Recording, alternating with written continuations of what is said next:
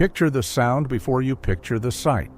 It is a low, continuous noise coming in from the desert road, the padded footfall of camels, dozens of them, hundreds by some readings, moving in a column so long that the front of it has already reached the outer gate, while the back of it is still a mile out. There is the creak of leather, the dull, muffled clink of metal that has been wrapped in cloth to keep it from ringing on the road. Men on foot alongside, guards, servants, drivers. And somewhere in the middle of that column, riding under a canopy, is a woman who has just crossed close to 1,500 miles of open country to get here. She has come from the south of the Arabian Peninsula, from a kingdom that traded in frankincense and myrrh and controlled the routes that carried them. She is the Queen of Sheba. She has traveled, and this is the detail nobody thinks about, for something in the neighborhood of 6 months, one way, to sit for a conversation with a king she has only heard rumors about. And she has not come empty-handed. She has come with a gift. The text says 120 talents of gold, plus spices. The text says more spices than were ever again brought to Jerusalem in that quantity, plus precious stones, uncounted. Set the spices and stones aside for a minute, because those are their own conversation. Focus on the gold.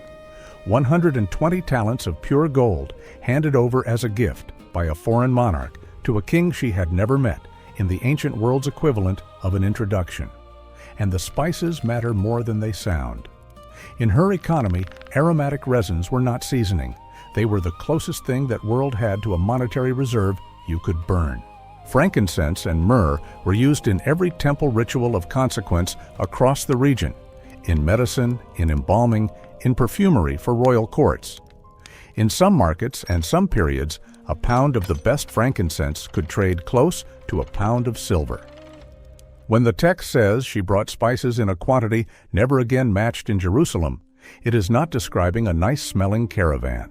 It is describing a second fortune running parallel to the first one that we simply cannot price today because we no longer have the market that gave those substances their weight.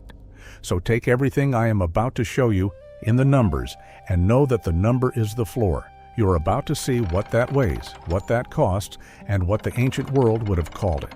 And then I want to show you something the story does at the end that almost every retelling skips over, and it is the single most beautiful detail in the passage.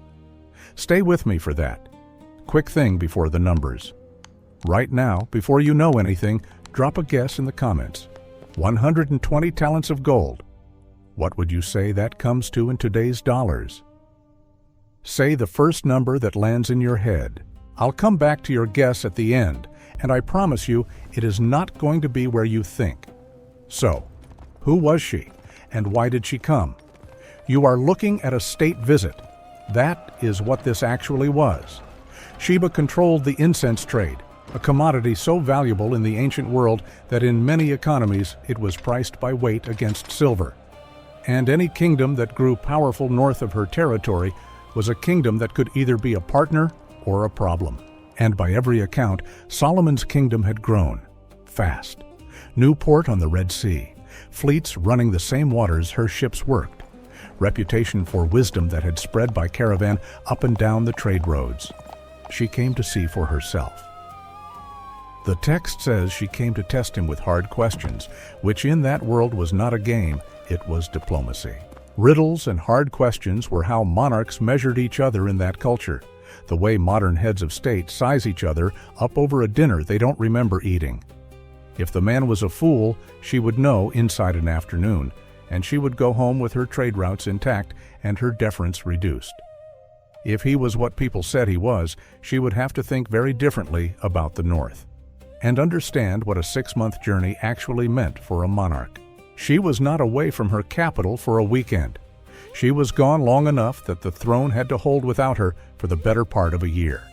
She had taken the risk of the road, bandits, thirst, sickness, drought at the wells, with a caravan carrying a fortune large enough to fund a small war, moving slowly through territory where any of a dozen local powers could have decided to take a chance on her. She was not curious. She was committed, and she needed to arrive in a way that made her position clear. In the language of that world, gifts were speech. The size of the gift told the receiving court exactly how the sending court viewed the meeting: as inferior, as equal, as courting. 120 talents of gold was a specific sentence spoken in that language. It said, "I am a queen, and I have come to speak as a peer." Now the unit, because without it, the number is nothing. A talent in the Hebrew system was, by scholarly consensus for the heavy talent used in royal contexts, right around 34 kilograms. 75 pounds. That is the weight of a full airline suitcase, the kind that gets flagged at the counter and has to be repacked. 1 talent. Not a coin, not a bar, not something you carry in a pocket. A weight on a scale, sealed and hauled. 120 of those. Do the multiplication with me. 120 times 34 kilograms is 4,080 kilograms, just over 4 metric tons of gold. Pure, refined, moving north on camelback. Now put a market on it. Gold is priced by the troy ounce, and a troy ounce is 31.1 grams. 4,080,000 grams divided by 31.1 gives you around 131,000 troy ounces of gold. Based on the values of the day this video was posted, an ounce of gold trades north of $4,200. Multiply. $556 million. Take a breath and let that settle, because it is worth understanding physically. 4 tons of gold does not look the way you're imagining. Gold is one of the densest metals on Earth. A cubic foot of it weighs more than half a ton. 4 tons of pure gold, refined and stacked, would fit in a space smaller than the trunk of a standard sedan. You could stand next to the entire gift, and if it were covered, walk past it, thinking it was a box of tools. That is what she brought as an introduction. Put a modern shape on the number, and it lands differently. $556 million is, on the day this video was posted, roughly the price of a fully built regional hospital. Imaging, surgical suites, wards, staff for the first year. It is also the entire enterprise value of a solid mid-sized private company. It is what a professional sports franchise sells for when the sale makes the front page. That is the envelope. That is not the letter inside. The letter inside was the visit itself. The gold was just what the letter was wrapped in. 4 tons of gold, hauled over 1,500 miles of open desert, just to say hello. Now think about the last time you gave something and calculated the size of it against what you thought the other person deserved. Cheaper wine because they wouldn't know. A shorter card because they hadn't earned longer. Hold that instinct in your hand for a second and now go back to the road, because a column of camels is passing through the gate, and the woman in the middle of it has not even begun to make her point. If this is landing for you, do me a small thing. Hit the like button, because it moves this to the next person who has never actually done the arithmetic on this story. Subscribe. This channel does one biblical value at a time, with the math on screen and no fluff. Now here is the other way of reading the same number, and it is honestly the more haunting one. Forget the ounces for a second. Go back to the worker. In that world, a common laborer earned about 1 day's wages for 1 day's work. 1 denarius's worth of purchasing power, whatever local coin was in use. Divide $556 million by that daily wage, and you are staring at somewhere in the range of 4.5 million days of a working man's life.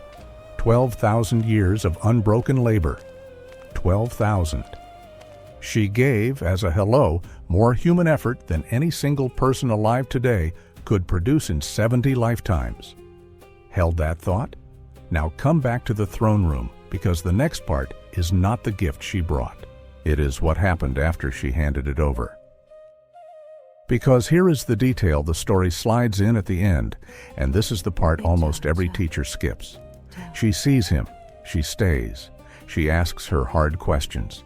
She hears his answers. The text says the wisdom of the man exceeded everything she had heard on the road, and she says so out loud in front of his court.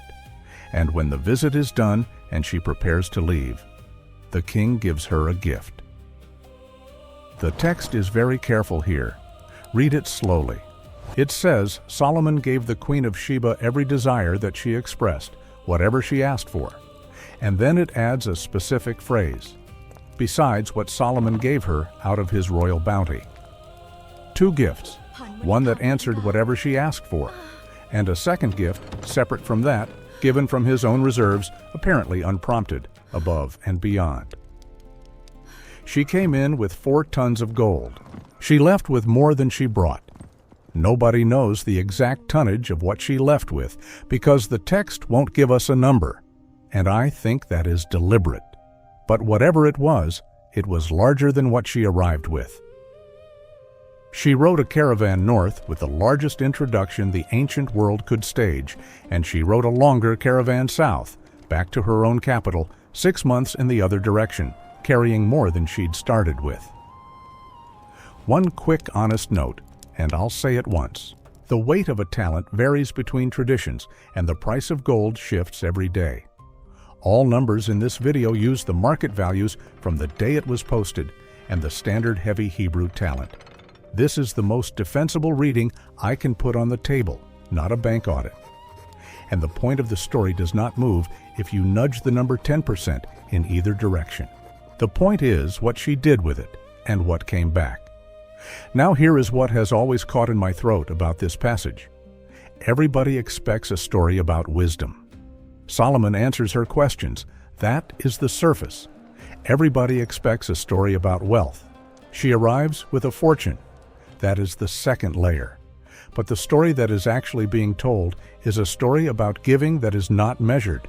A gift too big to be a payment, a return too generous to be balanced.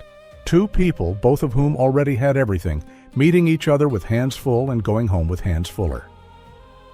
There is a version of generosity that most of us practice, and I include myself in it. It looks a lot like accounting. It gives at the level of what is expected, sometimes a step above, and always with one eye on what comes back. You send a Christmas gift, and you notice, whether you want to or not, what the returned gift cost. You cover the check, and you keep a small mental record of whose turn it is next time. That is not a moral failure. That is just what humans do to keep score without meaning to. And then, once in a while, somebody breaks the ledger. Somebody gives you something so out of proportion to the situation that the accounting stops working. A phone call at the exact hour you needed one. A check written for the amount that couldn't be asked for. Forgiveness offered before the apology got finished. A person who dropped what they were doing and drove 3 hours because you sounded off on the phone. And you notice something strange happening in your chest. It is not gratitude alone. It is a kind of embarrassment. Because for a second, you realized you had been operating a spreadsheet in a room where somebody else was operating something entirely different. You had been keeping the receipts. They were not. And the gap between those 2 rooms is the whole reason certain moments in your life are still with you and the rest have gone.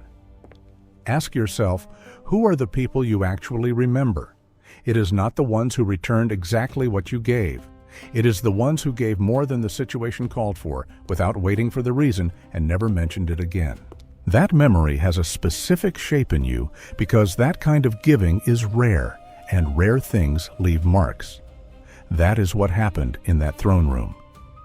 A visiting queen brought more than the situation required, and a king, hearing the sentence her gift was speaking, answered in the same language, louder. Nobody in the room was keeping score because both of them had already stopped counting. There is a moment in the story of Christ, much later, where a woman breaks open a jar of perfume worth roughly a year of a man's wages and pours the entire thing over his feet in one uninterrupted motion. The people watching call it a waste. He calls it beautiful. The math of the room says she has thrown away a fortune. The math he is using says she has spent exactly the right amount because what she was answering was not a bill. Some things are not paid for. They are answered, and the answer, when it is real, is never the same size as the question. So here is what I want you to sit with, because if this video does anything worth doing, this is where it does it. Somewhere in your week, in the next few days, there is a gift you already know you're going to give.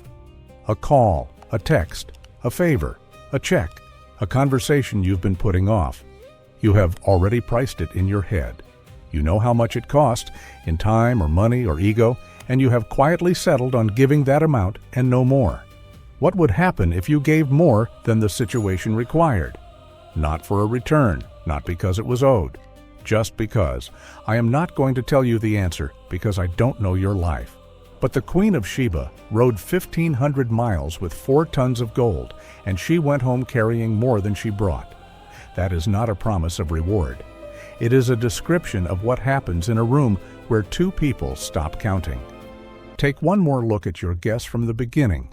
$556 million, 4 tons of gold, 12,000 years of a man's labor.